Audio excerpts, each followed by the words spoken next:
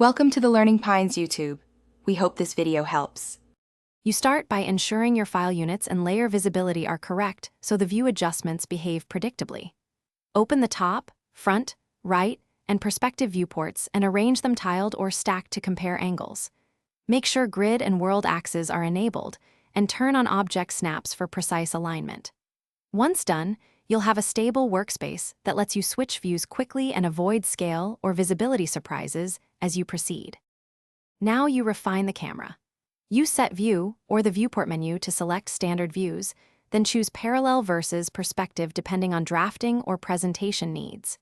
If you pick Perspective, adjust the field of view to control distortion. A smaller FOV flattens objects, a larger FOV emphasizes depth. Move the camera and target with camera/target commands for precise framing, or open named views to recall saved. Finish by saving your current camera as a named view and exporting the viewport layout so you can restore it instantly. Lock the camera or layout when presenting to prevent accidental pans or zooms, and export high-resolution images if needed. If anything looks off, check the construction plane and reset it to World XY, or rebuild the camera by reassigning target and lens. This usually fixes clipping, flipped axes, or odd perspective shifts. Make sure to resave the file after fixes.